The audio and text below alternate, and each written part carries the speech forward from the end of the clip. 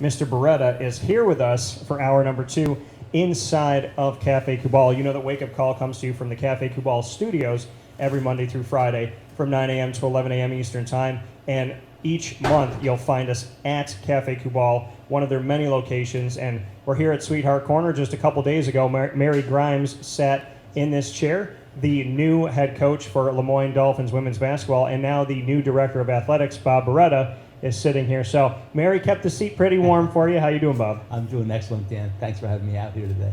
Absolutely, and happy to have you here inside of Cafe Kubal, and the balloons are still here. The excitement definitely here for the first ever drive-through, and I know that I got you your first Cafe Kubal coming into the community. We got you some tea just a few days ago. That's right. I'm already hooked, so I'll be coming out to Cafe Kubal often, I think, in the days and months ahead. So there's a lot for us to discuss, a lot to get into. I just finished up perfect timing, was able to finish here on my predictions for the NFL. Now, despite the fact that Green Bay almost laid a goose egg against Jameis Winston and the Saints in TIAA Bank Field in Jacksonville because they were displaced due to the hurricane. So despite that game, my Jaguars playing quite horribly defensively against the Texans, which I didn't anticipate was going to happen. Those games, the way that Buffalo played, I still came out with an 8-7 record. Yeah. So Monday night will make me 500, or it'll make me above 500. So I'm going to be okay, even though some bad things happen. That's a solid first week either way, Dan. So it's something to be proud about. Yeah. I think when things don't go your way, and I think most people expected Jacksonville, Buffalo, Green Bay. So it's not like I went crazy on it.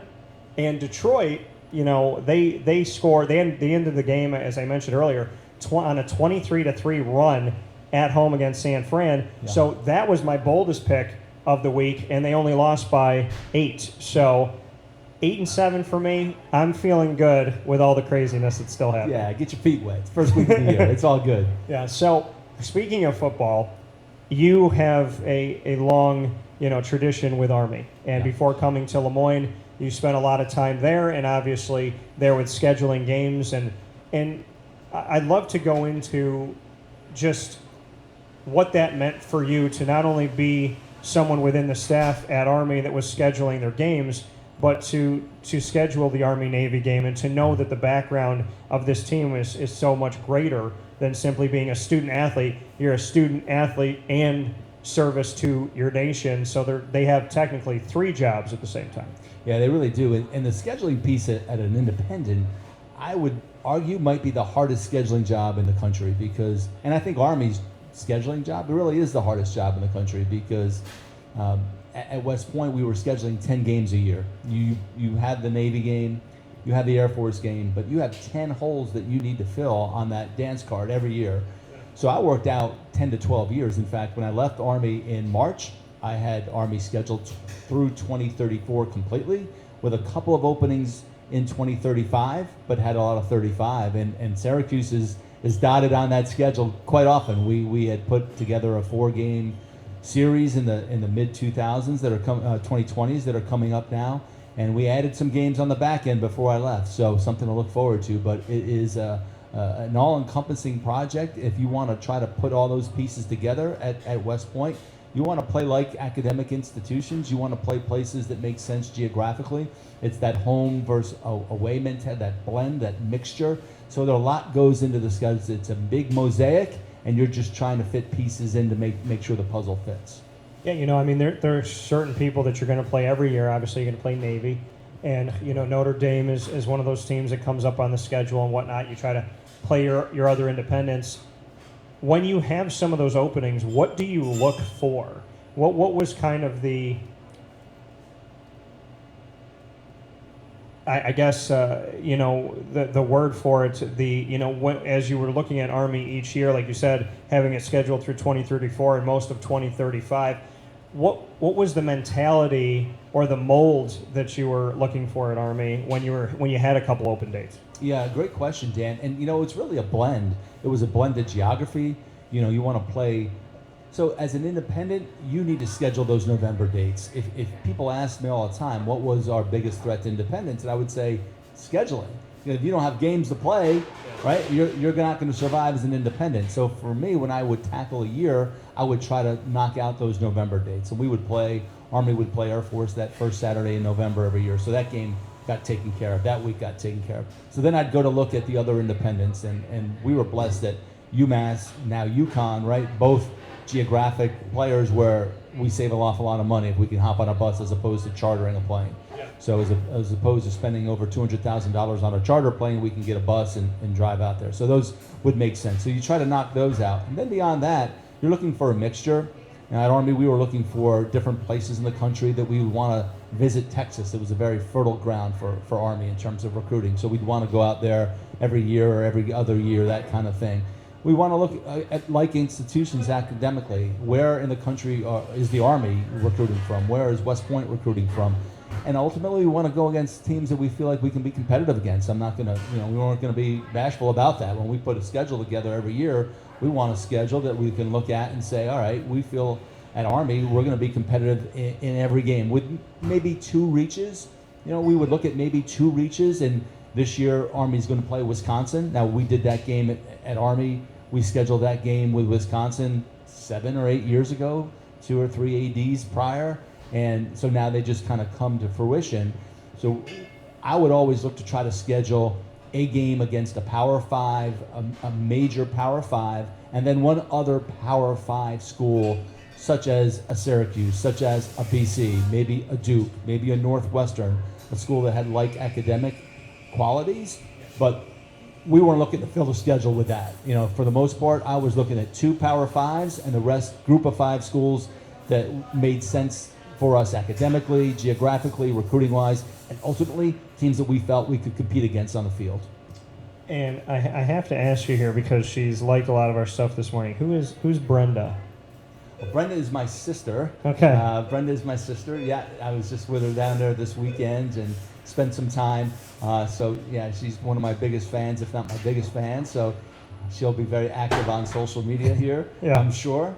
I love it. I just love seeing it, and I like shouting out people. I'll give credit where credit's due. So shout out to you, Brenda, this morning, and appreciate you for being here and showing some love. Looking at the schedules coming up for Army as we look at this 2022 games that I kind of circle: at Coastal Carolina, Right. a big time team who's been doing some good things; at Tennessee, at Wake Forest. You got Colgate here in the beautiful upstate New York that's 2022. In 2023, you'll be playing at Syracuse, the first game at Syracuse, and then Boston College right after that. Syracuse will come to Army West Point in 2024, and then back here in 2025, and then back there in 2026. So I selfishly, because I have family that is in all different parts of the military, but my grandfather and 3 of my grandfather, my great uncle Bucky, my great uncle Vince, and my grandpa were all in the Army, and then I had my other grandfather in the Navy, my great uncle Carmen, who's still alive, in the Navy, and my great uncle Pat in the Air Force. So they all served in World War II. They all came home, which is insane. Incredible. And so to have 6 go and come back, and without them coming back, there's no me. Yeah. So, and really, there's my parents, everybody. None of that happened. My grandfather was 18. My other grandfather was close in age to that, so it was probably 20s. And so for me to see Army Syracuse, I get jazzed for a game like that. I get up for that because I respect the military, and I respect Army, and I respect the history of my family. So bring me into scheduling for Syracuse and what that was like. And were you talking to Mr. Herm Frazier? Yes, I was. Okay. Herm and I go back quite a ways. I've known Herm for a number of years. He was the athletic director at Hawaii. He was at a Temple, and so I dealt with Herm on a number of different fronts. And prior to Herm's arrival, we had gotten very close to finalizing some series with Syracuse. I felt like it was a great game for Army. It was another bus ride. We have obviously there's such a great alumni base in New York City of Syracuse graduates. When Syracuse would come to West Point, it's a automatic sellout. Made a lot of sense. It was a great trip for our fans to come up to the Dome. So we hadn't played since, I believe, 1996, and that was the year Army got off to this great start. Donovan McNabb was the quarterback for Syracuse. Army was undefeated, came up here to the Dome on a Saturday night, nationally televised on ESPN, and Syracuse won that game. The year Army finished 10-2, went to the Independence Bowl. But I was unable to get a series finalized. We got right up to the final contract, and then we just never signed it for various reasons. And finally, when Herm came on board, and I know Coach Babers came in, and I believe he's the son of an Army of an Army veteran. I was told that Coach was an Army brat and was very sympathetic to the military. We were able to get this series on the books and finalized. And then right before I left this spring, I was trying to fill a few more dance cards, if you will, a few more seasons worth of schedules. And I talked to Herm about adding some games, and we did in the 30s as well. So, you know, sometimes it's personality. Sometimes these series come together very quickly. Sometimes it takes months to get finalized. You know, last year in the COVID year, it's crazy. You know, we lost at West Point. We lost at one point all of our games. We were down to two games on our schedule. We had Air Force and Navy, and that was it. So I had to rebuild that schedule from scratch.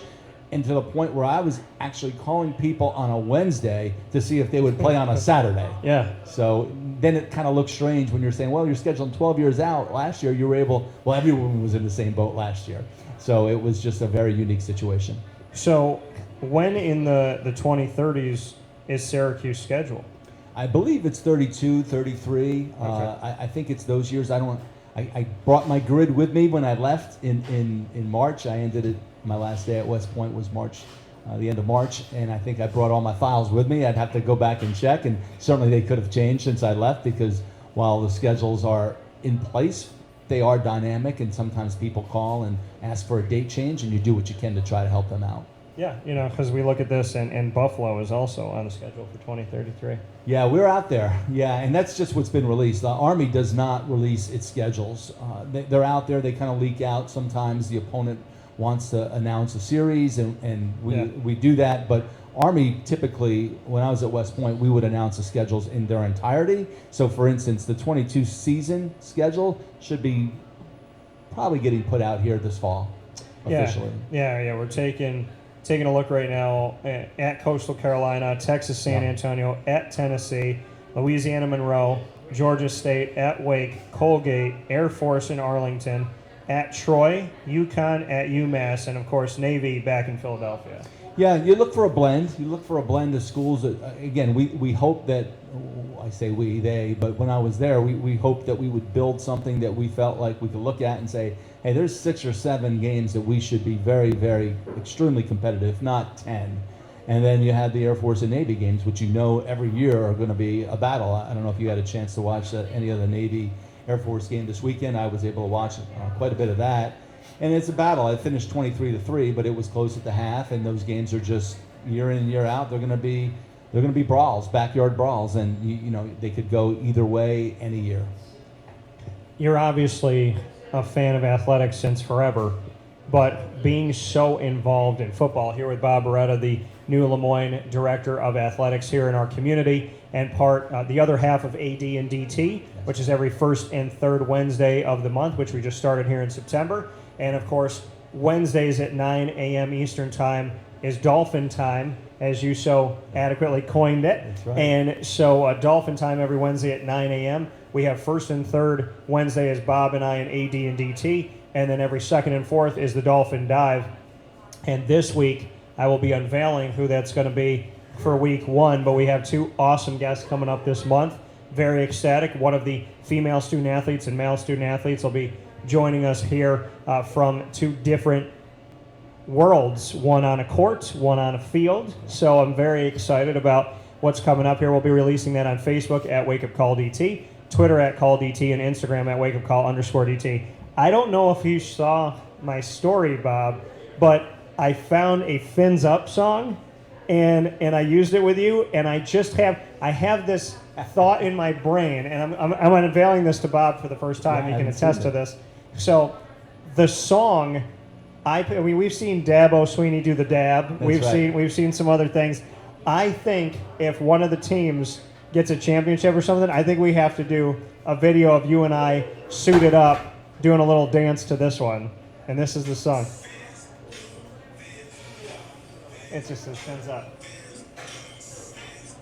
So I like it, right? Yeah, I like it. I like it. I'll tell you what. I'll make a deal with you right now. For every championship that our teams win, Yeah. we'll go ahead and do one of those on the air. We'll go a little fins up. Yeah, fins up. I liked it. Yeah, I was getting a little dance into it last night. I'm like, I can't wait to share this with Bob That's this morning. outstanding. Yeah. Well, Yeah. they'll give. I think if our teams know that we're going to do something like that in public, it might give them a little more incentive to be victorious. Yeah, if you want to see Bob and I dance. Now listen, I have Italian and Hispanic blood, and we may have some from the Sudan as well. So it's in my blood to dance. So I want to believe that I can do something out there. I'd like to believe that for myself, but I think I'd be completely wrong if I believed it. But if it meant it helped our teams competitively, I'll do whatever it takes to help our teams perform at the highest levels of their potential. So you've heard it, LeMoyne College, to all of the teams in the men's and women's athletics. If you want to see Bob and I dance, win a championship. It could work both ways, too. We could say, we could make side deals and say, if we win, we won't have to watch you dance. So that could be, we're willing to make either deal as long as it results in a championship for our teams. I think seeing you dance to fins up, at least the first time, is going to be worth it. I think we got to do that. So, staying with the football world, you and I both know very well Mike Aresco of the American Athletic Conference, former Big East commissioner when the Big East had football. And Mike has, I've argued, nobody went through realignment almost 10 years ago worse than Mike, where he, in the Big East, was left with 3 teams that were there: UConn, who was a Big East team; South Florida, who had become one but really wasn't; Cincinnati, who had become one but really wasn't; and Temple coming back after they had been there once. He had almost nothing. Then he lost the name, and he lost the logo. No other conference lost their name and logo with the teams they were losing. That's right. So he had nothing on everything ripped off the door. The building's got nothing on it. They're painting over stuff. Literally starting over of the starting over of the starting over. And now realignment's rearing its head again. Big 12 a couple years ago, I remember sitting in Rhode Island in 2019. And the media, there was more media there than had ever been. And I didn't feel like it was because of the American. It was because the Big 12 had kind of let out this, maybe we're looking to steal. Now, the Power 5 has stolen coaches from the American since its institution, which to me shows that there's a Power 6, or else why poach the coaches? And then it was, are they going to poach the schools? So everybody was on nerves and waiting. And there was this air of, what is the Big 12 going to announce? Are they going to do it while we're sitting here? Mike had to go through that again. Then the Big 12 loses Oklahoma and Texas, allegedly in the next couple of years, to the SEC, which leaves Mike in a reverse opportunity of, okay, well, why don't I poach the Big 12? And then it spins back the other way. Mike is accused by some out there that he's colluding with ESPN, and it ends up ironically going the other way, but nobody writes an article about the Big 12 colluding. I just want to make note of that. So we're in a place now where the Big 12 has taken BYU, who, like the American, took Navy out of independence. Now BYU football is coming out of independence to join the Big 12, and they're getting UCF, Houston, and Cincinnati from the American, something that was a concern 2 years ago. What is your thought on what Mike went through, what he's been through, and then almost a decade anniversary of surviving it, he gets poached again? Yeah, well, I have great respect for Mike Aresco. I go back with Mike when he was with CBS. He'd been in his previous career, had been with CBS for a number of years. In fact, Mike Aresco is the person who deserves the most credit for the Army-Navy football game getting moved to the second Saturday of December. Mike had pushed for that for a number of years because from a rating standpoint, the Army-Navy game had begun to suffer and had suffered once the proliferation of the championship games on that first Saturday in December. The Army-Navy TV rating went from a 7 or an 8 down to a 2 at one point, 2.5, 2.6, and Mike was talking to myself and the athletic directors at Navy and Army and trying to push it back. And there were concerns. We knew that it would cause some problems with potential bowl opportunities for the schools. That was a sticking point for a while, but eventually both institutions agreed that it would make the most sense, and that rating then doubled back up into the 5 and 6 range. So Mike gets great credit for that. I think Mike is a visionary. He was a visionary with CBS, and as you just so eloquently stated, Dan, he's a visionary in his role now as a conference commissioner, and he's been through this before. I don't think any conference is better positioned to absorb and withstand based on the resiliency of Mike. You know, I'm sure he was prepared for this. He had a long-range plan. He's a gentleman. Mike Aresco is a gentleman. You know, he's a man of honor and integrity, and he's going to follow his word. He's going to follow his sense of what is right, his sense of honor, and he will replace those that left in a way that it will be with great dignity, I'm sure, and it will bring great competitiveness to American Athletic Conference. I'm sure he's got several folks lined up, and he'll do it the right way. He'll replenish. It is going to be a blow. There's no question about it, but he'll replenish that league, and they'll be fine. They'll be just fine. Of course, you know, my colleagues down in the Naval Academy down in Annapolis, they're going to be going through some upheaval now with in terms of the opponents that they'll be facing, and so I'm close to what's going on through their eyes and through their ears. But it'll certainly result, I think, in a very much quality product that Mike puts together. You know, I'm looking at some of these teams just to throw it out there. I'm looking at Louisiana, who's been ranked, and they're in the Sun Belt. Yeah. Because Mike got it right when he said, let's be called the American. Because if we don't put a number in here, it can't not make sense one day. That's right. And if we don't say we're the Big East and have a team from the Midwest, and the Big East originally was going to take, you know, teams on the West Coast. Right. So in the Big 12 having 10 and the Big 10 having 14 and the Pac-12 changing its name, now the Big 12 will have 12 again. But with Mike saying we're the American, you can pull from anybody. Louisiana has been ranked in the Sun Belt. I look to them. I heavily look at Coastal Carolina for Mike in the Sun Belt. And outside of that, there's some other teams that I'm looking at. You know, I look at the Mountain West and I say to myself, Colorado State doesn't make sense there. They have really no geographical rival in the Mountain West, so they could make sense.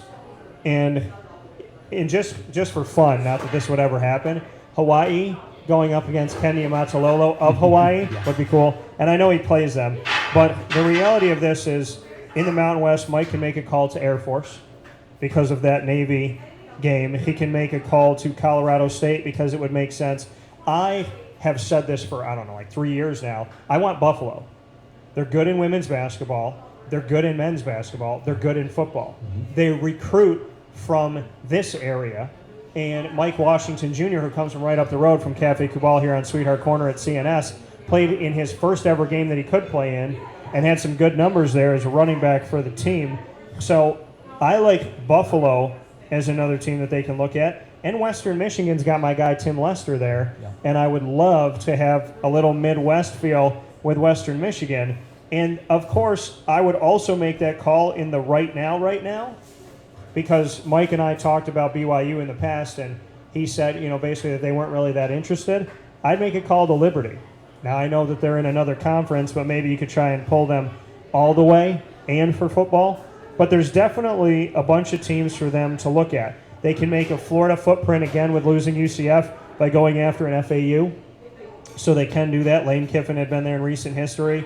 A UAB, another team that they could look at. So, Mike, I know you got a list already, but I'm giving you about 6 to work with right now. Yeah, Dan's helping Mike do his job. I think he'll look at all the pieces. He'll put it all together.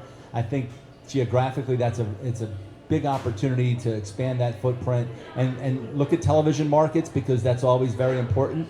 Yeah. And I think that holistically he'll put together a product and they'll rebound, and while losing the likes of Cincinnati and Houston and UCF, absolutely a great blow. I think it gives credence to his comments all along about a Power 6. I mean, when the Big 12 looks to expand, they go to the American Athletic Conference. So I think Mike's comments about a Power 6 are spot on, man. They are a very strong conference, and now it's been borne out, and they're taking the top 3 schools out of there to go into a Power 5 conference. Yeah, it's funny to me that if it's not a power conference, every year they reach for these guys. And not only that, I tell Miami fans all the time, do you like your quarterback, De'Ara King? He came from Houston.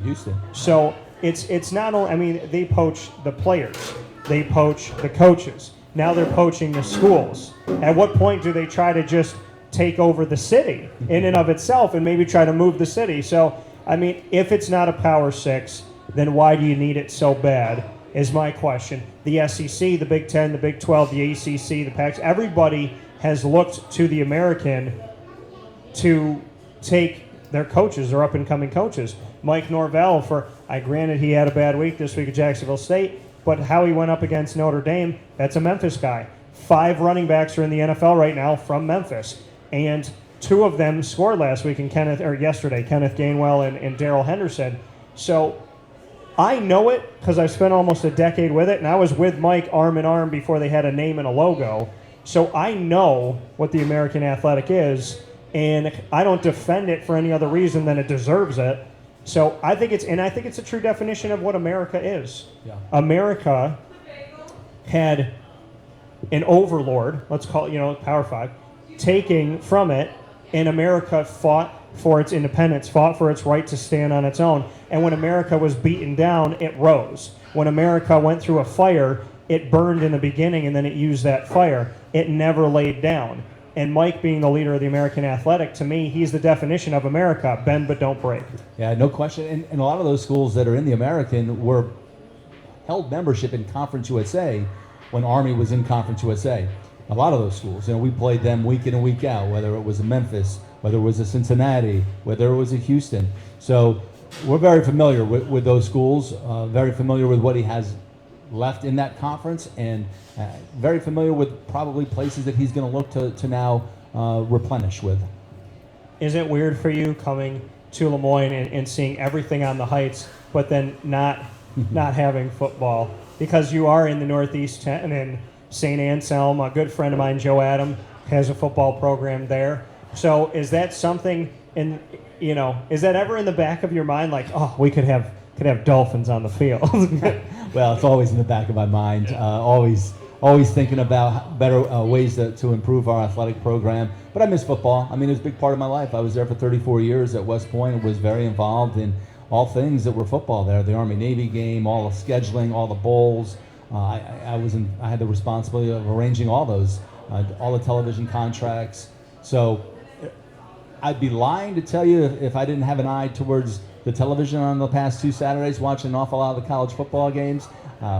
Army opened up at home this weekend. First home game I'd missed at West Point since 1986. So it was strange. It was strange watching the game on television. I taped it and watched it a little bit. But, I do miss football. I love being at LeMoyne. It's a great opportunity, fantastic people, and really focused on advancing our program here and being the best LeMoyne that we can be. I have to ask you, don't get mad at me. Could we ever see football at LeMoyne? I'll answer it this way. We're always looking at ways to improve our athletic program. We're always looking at ways to raise the profile and the visibility of the college. Yeah. And I can tell you, some people have already brought that to my attention, that we should look at that. So we'll look at that. We'll look at a lot of things. Okay. I like it. It's a good enough answer for it's in the realm of you're hearing it. It's a thought. It's a thought. It's a thought. Absolutely. Okay. I mean, it wouldn't be. I mean, I'm sure the Northeast 10 would welcome it because they already have it. So just saying. I'm just saying. But we're here with Bob Beretta, Director of Athletics from LeMoyne College here, and we're inside a Cafe Kubal, the corner of Route 11 and Taft Road in North Syracuse. I'm enjoying my pumpkin spice chai. You can get your favorites today from any one of their locations, including the one that's had their grand opening this past weekend right here. Mary, you saw Mary's video. I called it the Grind with Grimes. Yeah, it was great. And right before I wrote the Grind with Grimes, and she comes in, and I said, what do you think about this? And she said, well, when I'm on the recruiting trail, I call it Grimes on the grind. There you So go. smart minds here. How do you think Mary did in the debut of Cafe Kubal and in her debut in the community? Yeah, I think she was fantastic, Dan, and thank you for the opportunity. We were really fortunate when we lost Gina Castelli. We tried to keep Gina. I can tell you that. She was part of the search committee that hired me. I developed a strong relationship with her, and I just know what she's meant to college sports, but certainly LeMoyne College over these past 7 or 8 years leading that women's basketball program. So we knew there'd be a huge void if she left.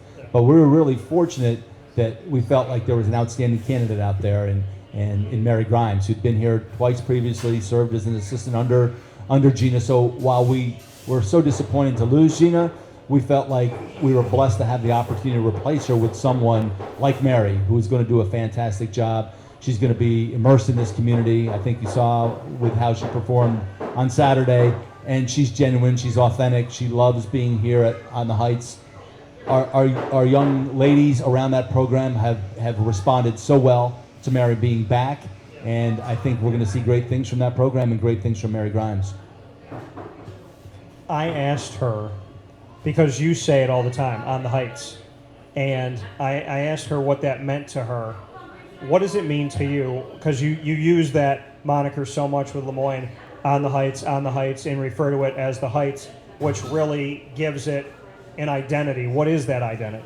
Yeah, I think the identity of LeMoyne College, Dan, is one of authenticity, of a genuineness, of a real warm feeling of values and character. And I felt that when I stepped on campus prior to my interview. I came up here one day and drove around when I was considering applying for the job back in February of 2020.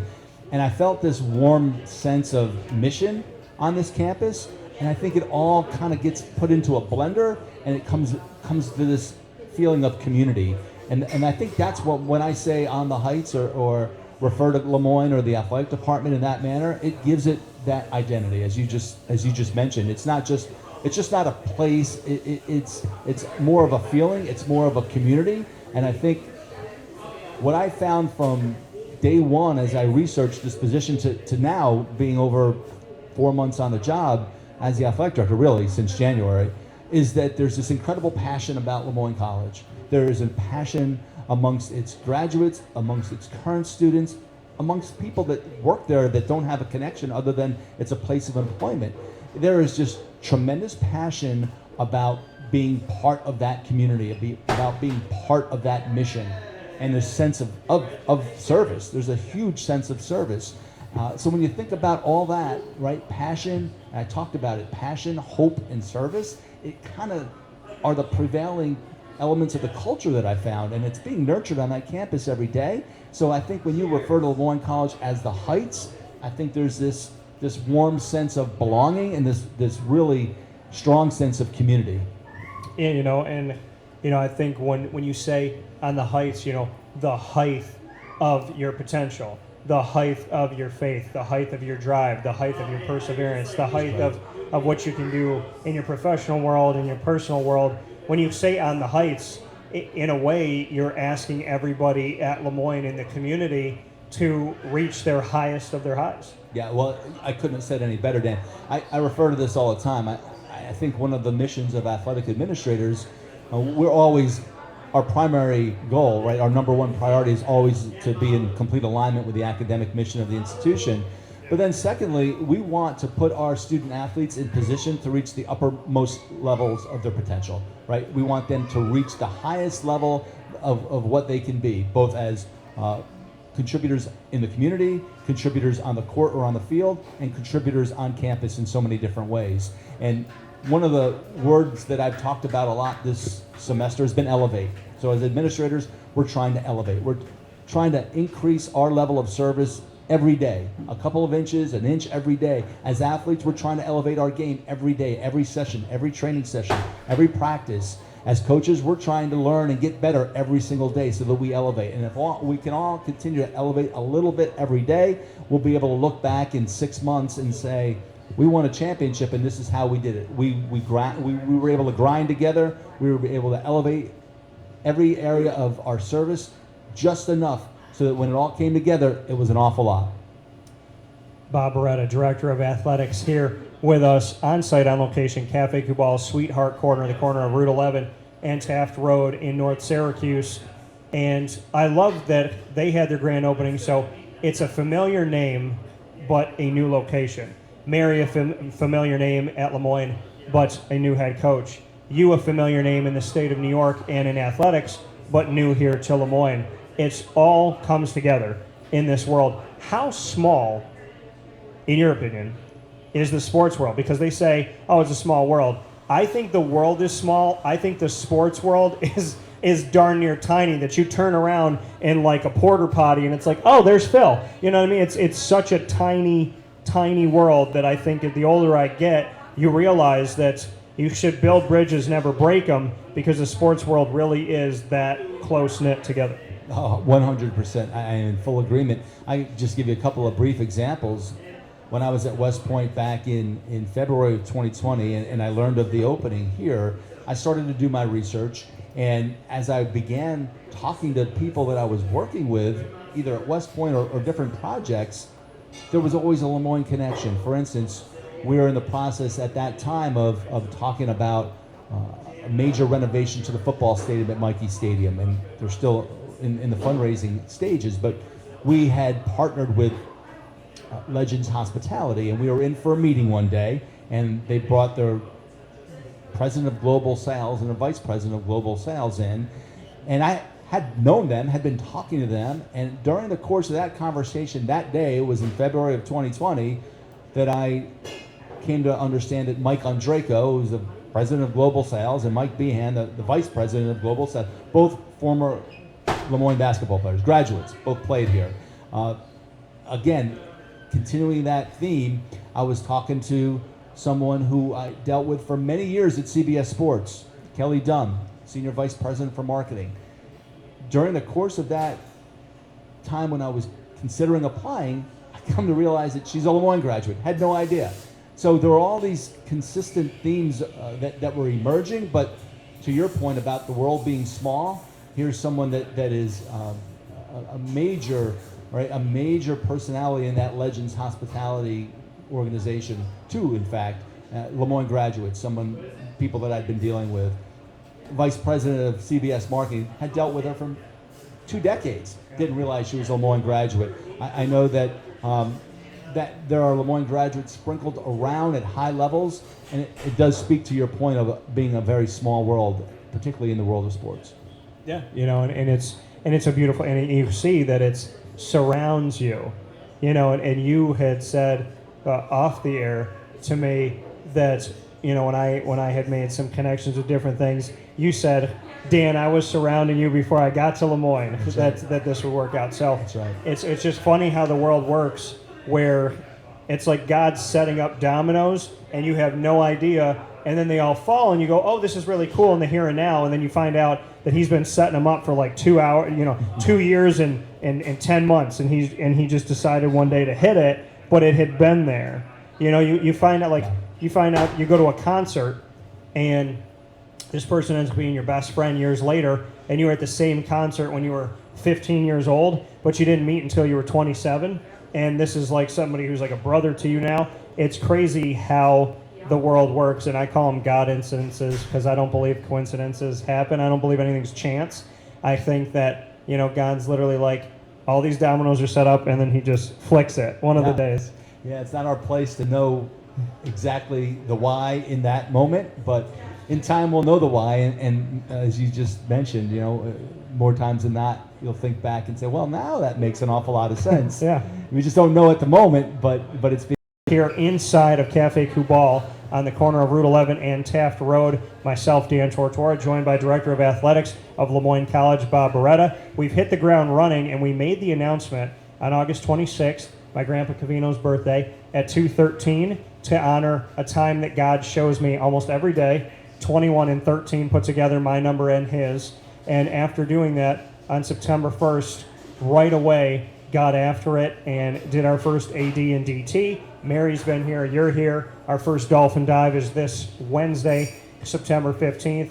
Bob, what can you say about what we're looking to do in this multimedia marketing partnership and how we have wasted no time in making sure to put a message out. Well, first of all, I want to thank you, Dan, because this would not be possible without the success that you've experienced and without the grinding, right? I know how hard it is to build an organization as you have and a company to the success that you have. And I know your career is long and certainly esteemed. So we're blessed to have the opportunity to partner with you. In terms of our goal, I wanted to try to find a partner that would help raise the profile of the institution, also help raise the profile of our athletic program and our student athletes. I wanted to find someone that we might be able to help make a presence in the community. It's very important to me that we immerse ourselves as a department and as an institution in this community of Syracuse, and here particularly in North Syracuse. Very important to do that, but we wanted to do it with the right person, someone that I felt shared a lot of the value set that we have at LeMoyne, and I know that we could not have found a better partner than you for that. So I thank you for all of that.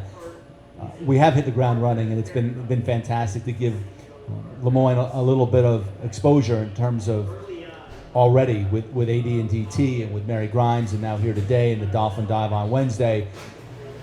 For us, it's an opportunity to tell a story, right? And that was my goal. Is we have tremendous stories at LeMoyne College. Our student athletes, and we'll touch on a couple here in the next two Dolphin Dives, and we'll have some more behind that. They're just doing incredible things, not just on the fields, but in their everyday lives. And I think it's very important that we tell that story. I think that not only do they deserve a little bit of publicity, our student athletes, I think it's a story worth telling, and it speaks to the product that LeMoyne College will generate, right? The final product is amazing. Those young people that graduate as Dolphins, they have great stories to tell. They're going to go on to become tremendous contributors in all sectors of our society and immersed in our communities nationwide, but certainly right here in Central New York and in Syracuse. And I can't thank you enough for your words and your vision and seeing.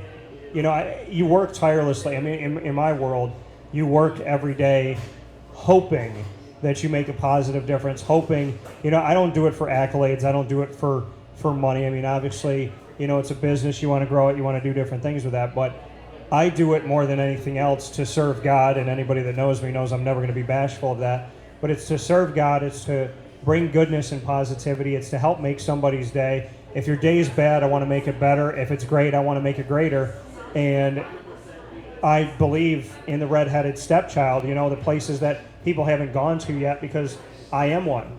And so for me, LeMoyne made perfect sense because it is here in my community. It has value in my life. And from when I came back to Syracuse, and the model was Syracuse football, Syracuse men's basketball, not even any of the other sports at Syracuse, not LeMoyne, not OCC, not Oswego, not Cortland, not Cornell, not Binghamton. And I kept saying, why not?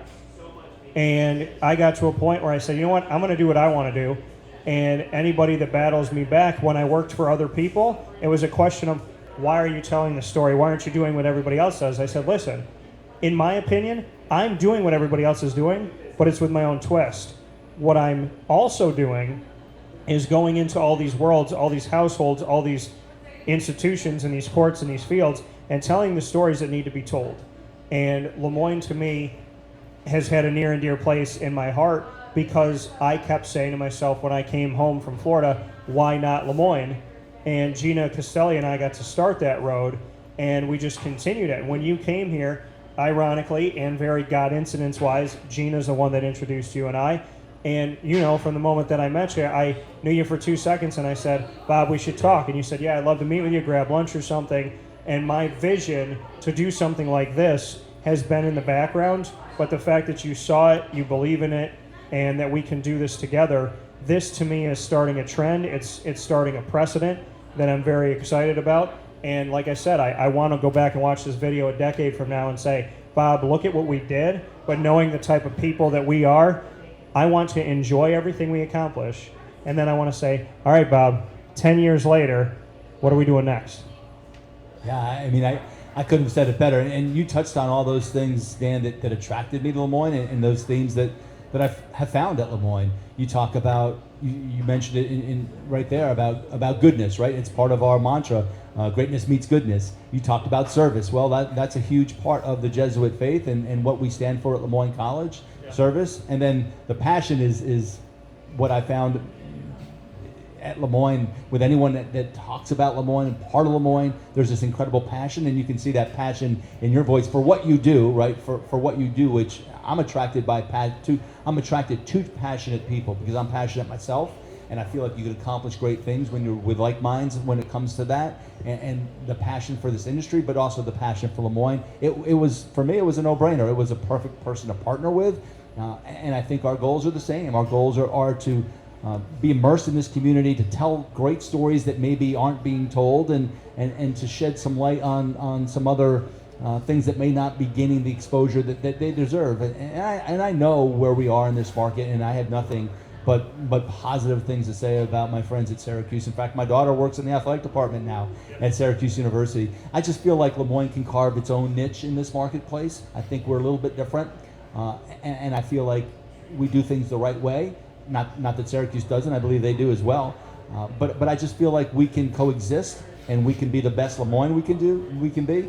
We can carve our own niche, and we have fabulous stories, fantastic student athletes, and a great mission. So why wouldn't we want to provide as much exposure to that as possible? Yeah, and everybody has a story to tell, from the Syracuses to the LeMoynes and so on and so forth. And so it is my honor and my privilege that we get to do it in a unique way that I've never gotten to do before, but something that I've wanted to do. So I want to thank you for seeing my vision and helping me make it a reality, because it takes two to do this. And, like I said before, I don't think anybody's ready in all the best of reasons. For what's coming, there's so much we're going to be able to do, and so many opportunities that'll come forward that I'm really, really excited about. And, it's like, when I was with Mike Aresco years ago, and I put my arm around him, and he said, thanks for being here. And I said, Mike, from one redheaded step kid to the next, we're going to do this together. Because he was starting a conference from scratch, and I was starting a business from scratch. And now, Bob, in our own unique way, we're doing something totally different. And so arm in arm, we're going to make a difference. We're going to make it great. And I'm looking forward to it, because knowing myself and the way my ideas are, whatever works, I'm going to love, but I'm always going to be churning. And I know that you are too. And I think that, we're going to challenge this community and beyond, and challenge each other to really get the most out of good people, and to really be where greatness meets goodness. Yeah, without question. I think that we're excited about it. We're excited about what the future holds. We're excited how this can grow. And we're excited to be partnered with someone who we feel like is in alignment with our mission and with our goals, and with the ultimate belief that we can make a difference. And that's what it's all about. And in that air of positivity, I would love to, with your connection to Army and just, who you are as a human being, to remember 9/11. Hard to believe, 20 years later. I went to school at Christian Brothers Academy, not too far away from where we are at Cafe Kubal at Sweetheart Corner right now. And I remember so much about that day. I remember walking through the hallway, and there was nobody in the hallway. I remember the staircase I came up and looking down the hallway when it hit me that something had actually happened and it wasn't a movie. I remember coming out of, and it was so ironic, I was in history class, history geography. I'm coming out of geography, and my teacher, none of us knew, and for a split second of time, everything was still normal. And you saw kids walking through the hallway at CBA, and there was nothing.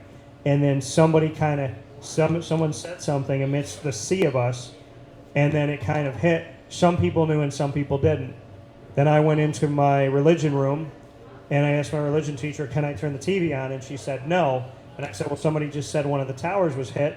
I want to turn it on. And she said no 2 or 3 times. And then somebody came in and said something, and she looked at me and she goes, turn the TV on if you know how to. And I plugged in the cables and stuff, and plugged in the back, because it wasn't even plugged into the cable jack. And I turned it on, and when I turned it on, it was smoking, and I turned it on right before the second tower fell. And so we're sitting there watching this, and my head is thinking, oh, this is a Harrison Ford movie. He's going to show up, jump out of a plane, and everybody's going to be okay. And it was that, curiosity and that, oh, my gosh, it's the climax of a movie. and then like having it hit you like this is real. This isn't a movie. This is an actual tower. There's probably people in there. And after that, I remember, eventually we got home, and I can't remember what time I got home, and I had homework, and I had my social studies book open, and I looked at my mom who was in the kitchen doing dishes, and I said, how can I sit here and do history homework when we're living history right now? Like, how can I literally sit here and do this while I'm living it right now? Like, what teacher would ask this of us? My dad came to the back door. He came home at like 3:30, something, probably 3. He comes home dead silent, and for some reason he came to the back, and she goes, open the door. I opened the door for my dad. He looked at me. He grabbed me, and he squeezed me so tight I thought he was going to break my bones. Yeah. And I asked him why, and he said it was in that moment, for the first time ever, that I didn't know in my life what was going to happen next. And he didn't know what was going to happen to our country, what was going to happen. And it was that thought of like, can I protect my son?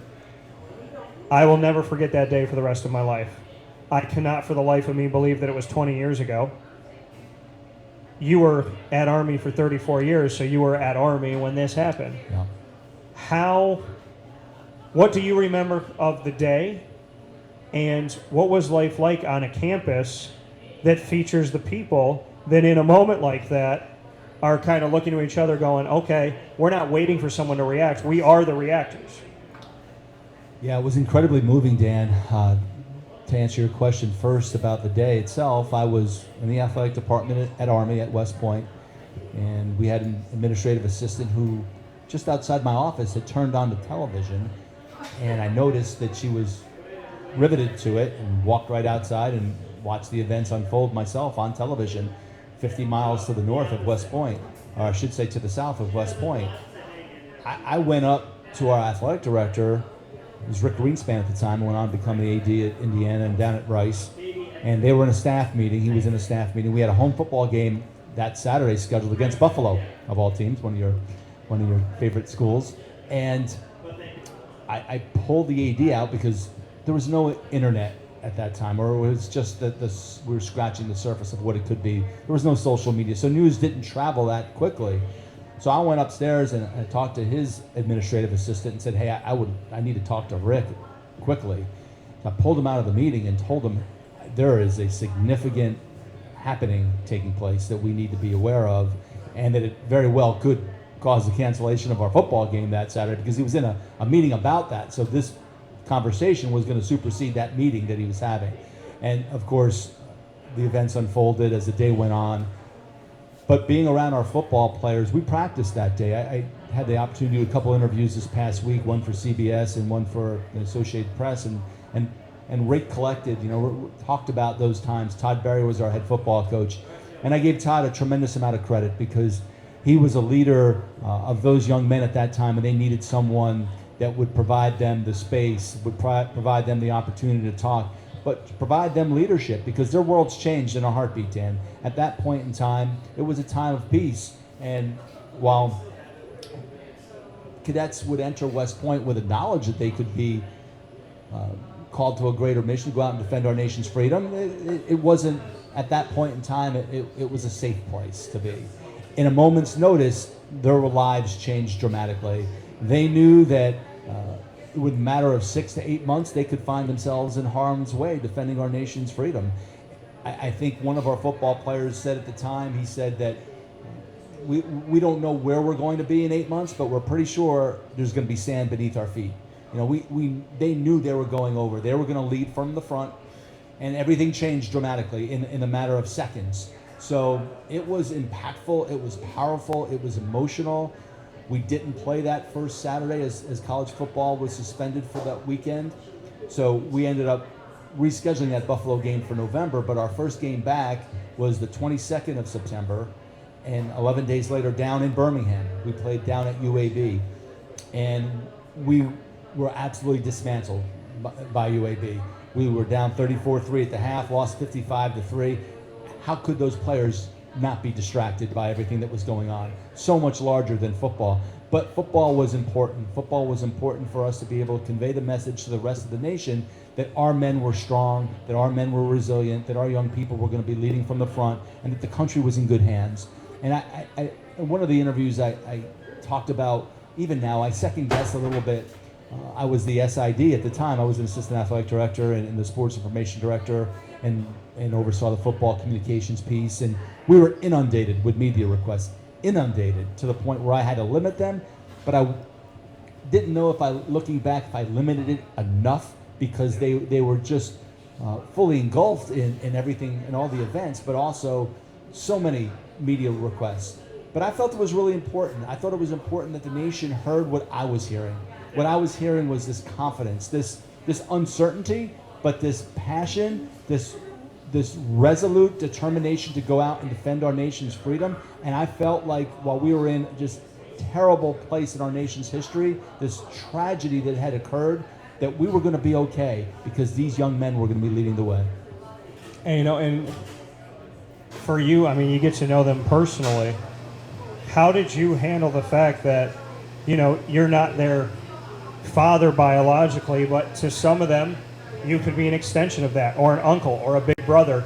How did you handle looking looking around the room and saying to yourself, it is my responsibility to schedule games for these guys and to be such a big part of this program, but when I'm scheduling games and we're sitting here next season, I could be sitting in a meeting room and some of these kids aren't here because there was sand at their feet.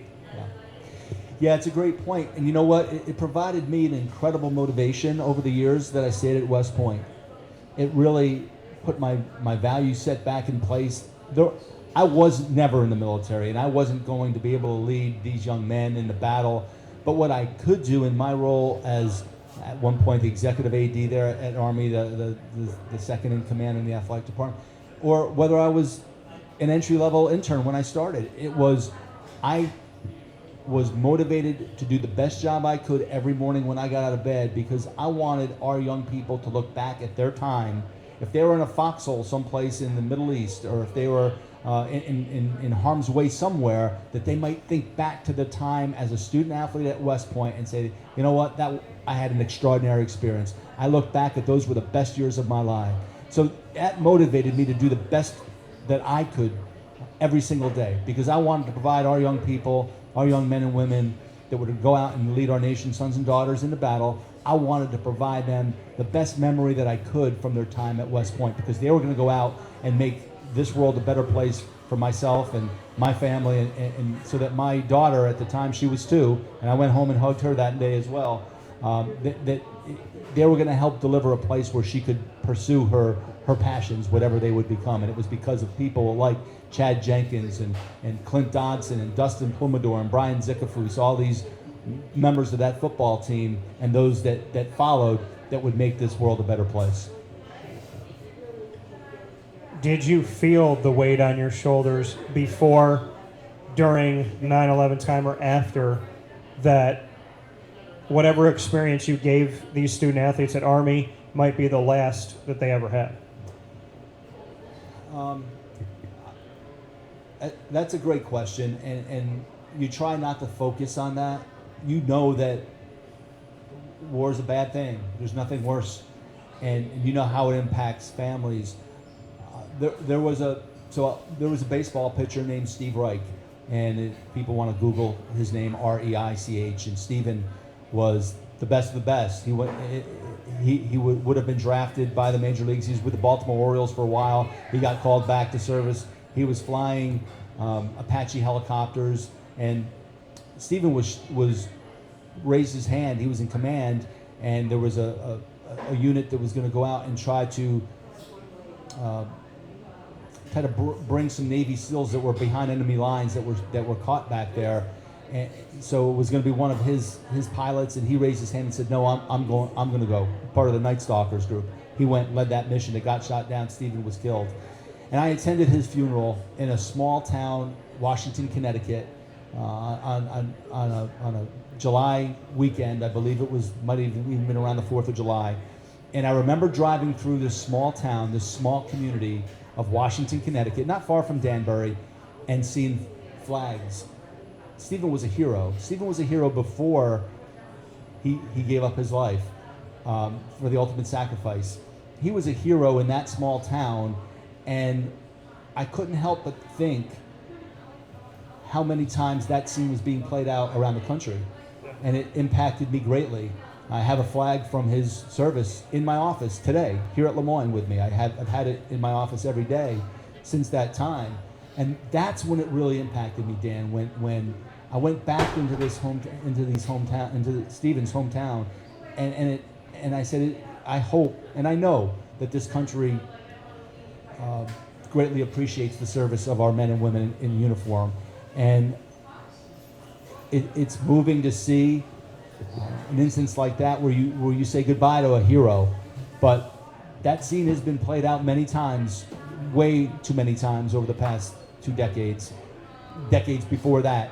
But it really hammered home to me the notion of, I can't prevent that, but what I can do, I hope, is provide the best opportunity, the best experience that I can in my role. And you try not to think about what could happen, but it's there every day. It's there every day amongst our young men and young women. The thing that really gave me tremendous confidence and a bit of resolution, if you will, and a bit of peace was, I know that a place like West Point and Annapolis and the Air Force Academy, they are trained as well as they're going to be trained to go out and face these horrible situations. No young man or young woman is going to get better training. They're going to be so well prepared to go out and take on these incredible missions, and that's what I felt like I had some small role to play in that, and I was going to do that to the best of my ability. And I thank you for, everybody always says when we talk about the military, the Army, the Navy, Air Force, and so on, we always hear thank you for your service, but thank you for yours to them, because people forget they're kids. These are teenagers, these are young 20s, and these men and women, this is what they know. This is the life that they have. It's the life they've chosen. And in the case of, I spoke with one of the players on the Navy team this year, and when we were speaking going into the season, I asked him about life, and he said, listen, at Navy, we were not allowed to leave our dorm room. So some of us had roommates that were on the football team, some of us didn't. But we literally saw a roommate and went to practice. They were allowed 1 hour out of their room a day. 1 hour. That was it. And that's all that they had. An hour, hour and a half, that was all that they had. I mean, you get fed at the dorm, eat in the dorm, and you just think about all of these sacrifices, and then you think about the pandemic, and they were closed off from the world even more so. So, I mean, I think what people fail to understand is, yes, you want your team to win. Yes, you want to go undefeated, and you want to win a championship, and then after you win one, you want to win one for the next 1,000 years. But what people forget is student athletes during this pandemic, they had to give up everything just to play the game so that you could watch it at home. And then on top of that, Army, Navy, Air Force, they had to give up more, and then their life is always on the line. So we talk about, people say, Navy joined the American, and look at how much they're struggling now with the triple option. Look at how their defense is playing. Look at, the Army wasn't ranked for so many years. Air Force, people say. And the thing is, these aren't just football teams. These aren't just sports programs. These young men and women, at any given points, can be asked to give it all up. And you had to live in a world where the starting quarterback at Army may not be there, not because he's injured, not because of COVID protocol, not because he had a death in the family and went home, but because he's in Afghanistan.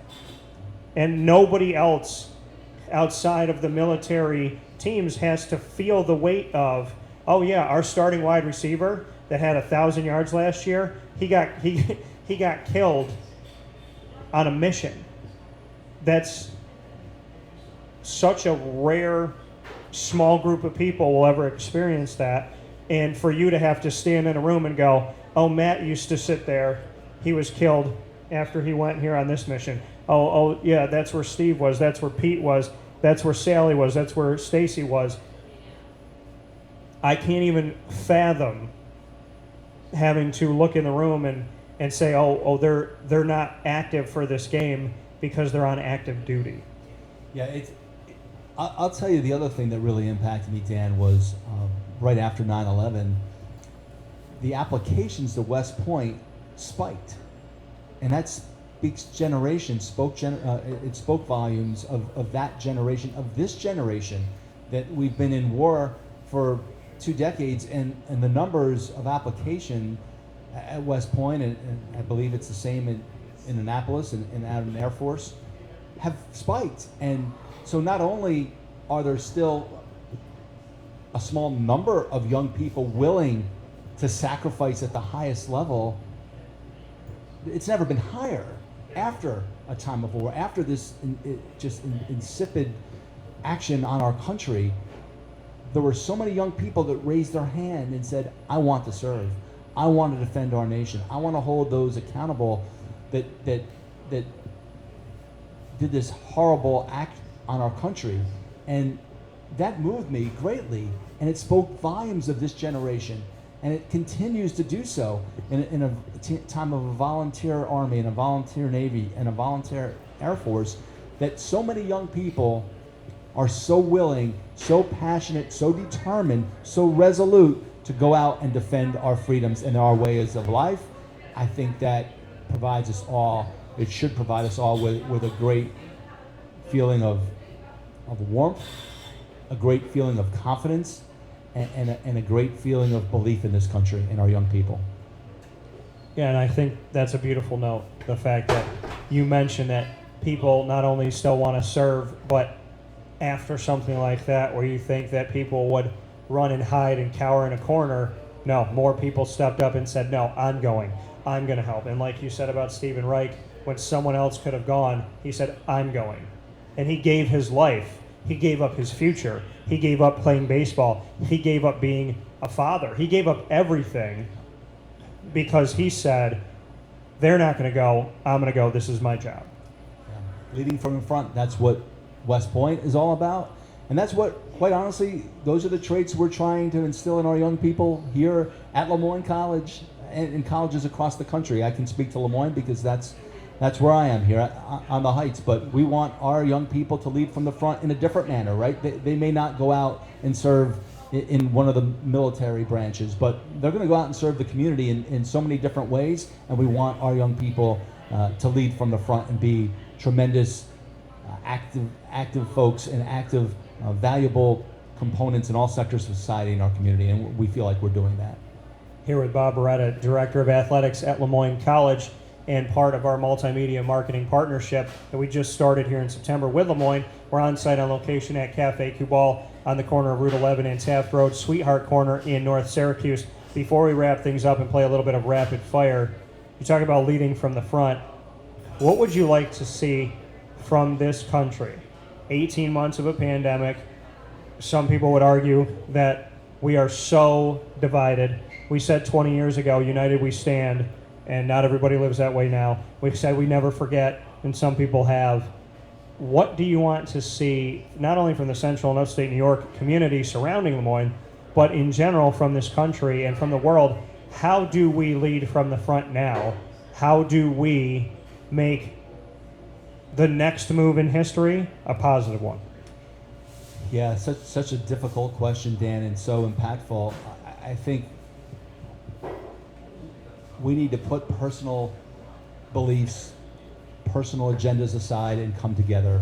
I think I was able to watch former President Bush's address to the folks of Shanksville, Pennsylvania over the weekend, and I would encourage people to watch that.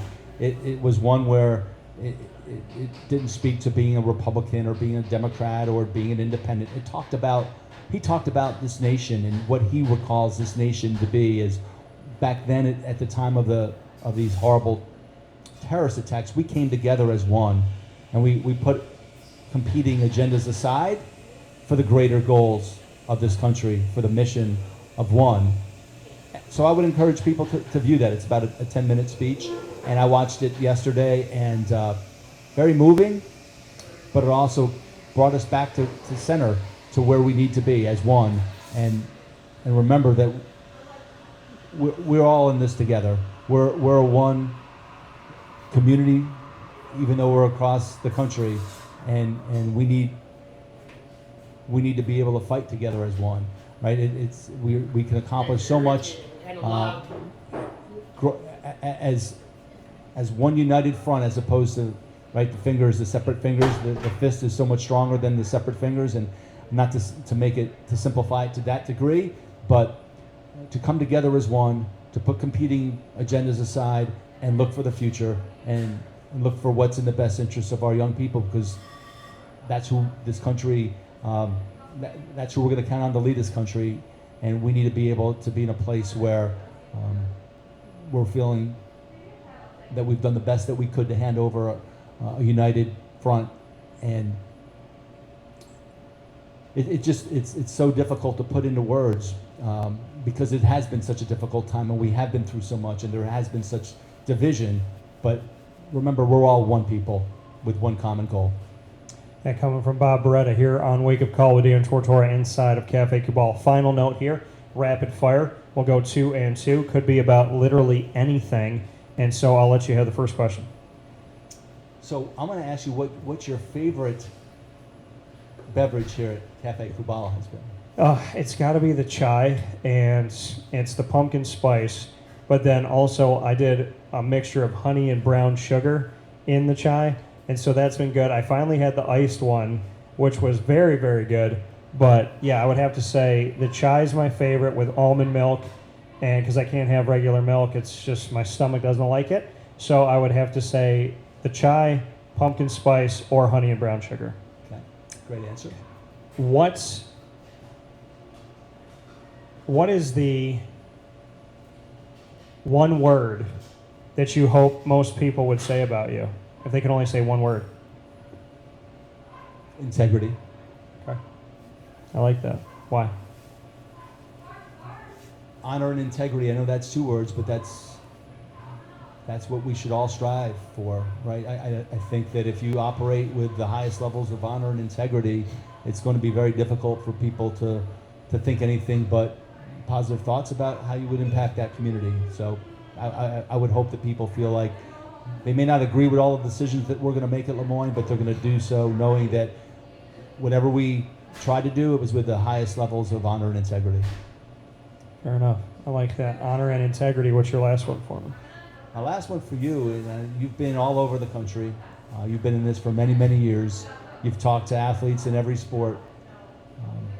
What one answer to a question that you may have asked over the years that you didn't expect? Sometimes you ask a question, right, as a reporter, you think you know what the answer is going to be. I'm wondering the one time you asked a question and got completely, I don't want to say flustered or flabbergasted, because I know that that's not of your nature, but at least in your mind, that thought, that's far from what I thought the answer was going to be. I can dial it up right away. It was Peyton Manning. It was the only time I have ever talked to him. And I was in his locker room in Jacksonville. He was playing for the Colts at the time. And I stood next to him. And so actually, if you saw it on the TV and he's looking at the TV, I was right over his right shoulder. And I asked him a question that I thought was clear. And somehow he didn't understand me. So the one time I talked to him, the answer was just not what I was looking for. I said, Jacksonville's defense has different players. You know, they had a bunch of newcomers come on. It's a different look than what you're used to, because the Colts and the Jaguars in the AFC South play each other twice a year. So I said, obviously you know this defense, but the personnel's changed.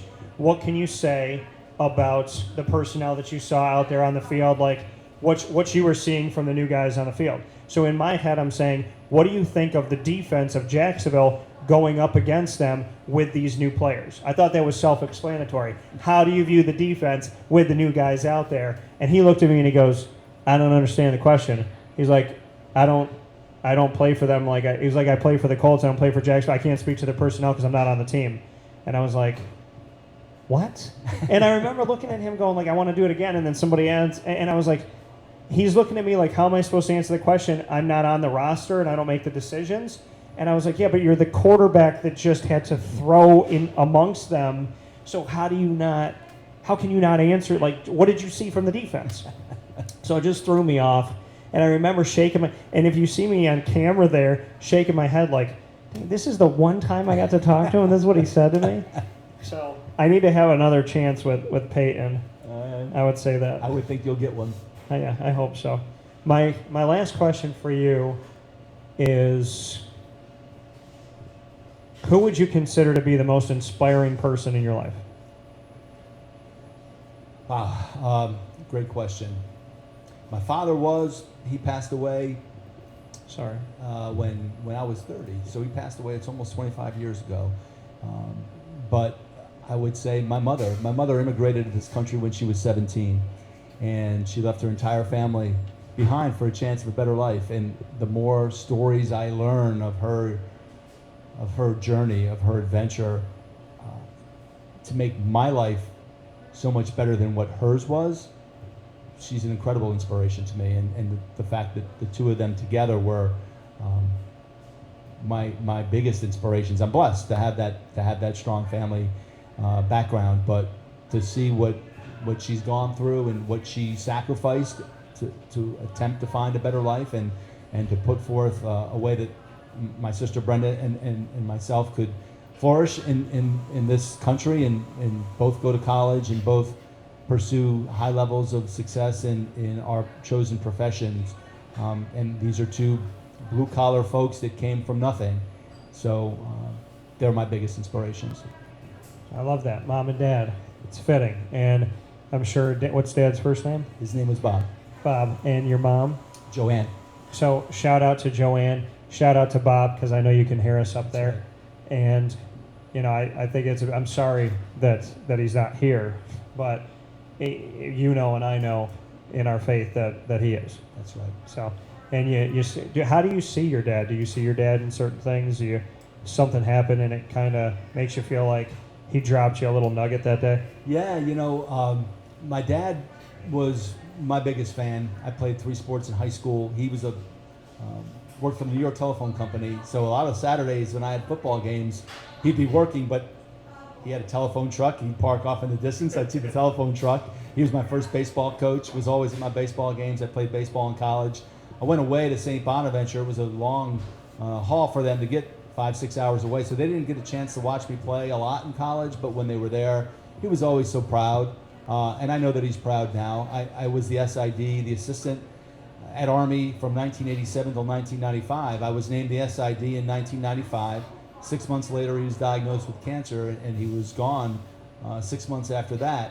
So he didn't really get a chance to enjoy that. At that point, had risen to the highest level of what at the time was going to be my chosen field. He would come to every game that I worked, every football game, every basketball game, every baseball game, whatever it was, he was there.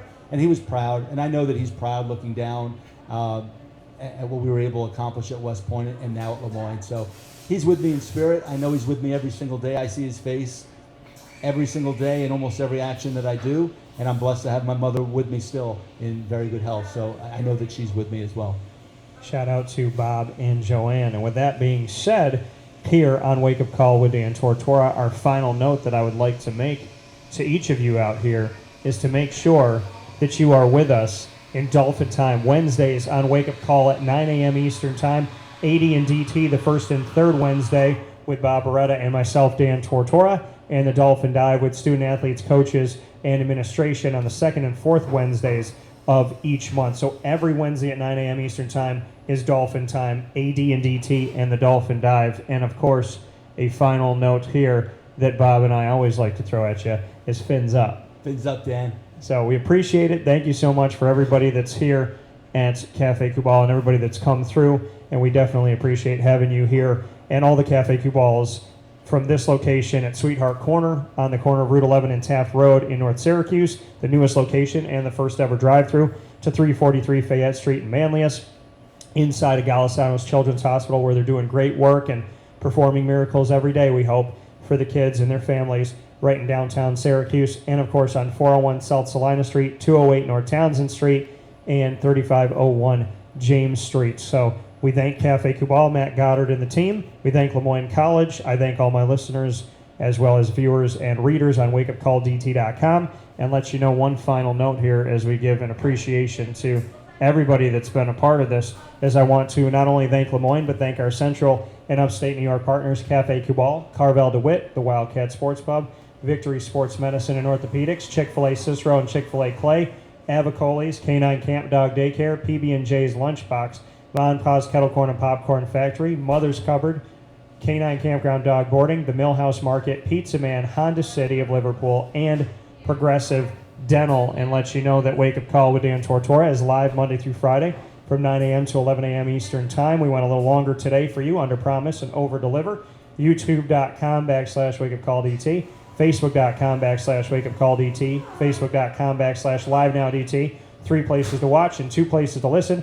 MixLR.com/WakeUpCallDT and on WakeUpCallDT.com. And of course, you could search Wake Up Call with Dan Tortora on Stitcher, TuneIn, Podbean, iHeartRadio, Spotify, MixLR, YouTube, iTunes, and Apple Podcasts any day of the week, any hour of the day, and get us there. So with that being said, Bob, thank you so much for being a part of it. Shout out to LeMoyne, fins up as always, and thank you for remembering 9/11, speaking on your family, giving us some background from Army, and for all that you do for the community and everything you have done. Well, thank you, Dan. I appreciate the opportunity. Pleasure being with you, and look forward to our continued partnership. It's been more than we could have hoped already, so I look forward to the weeks and months ahead. Looking forward to it very much so. So shout out to all of you. Have a great day. Facebook at Wake Up Call DT, Twitter at Call DT, and Instagram at WakeUpCall_DT. And you know there's 3 things I leave you with every day. God bless, no stress, do your best. I'll talk with you soon. Don't ever let anybody change your day unless it's for the better.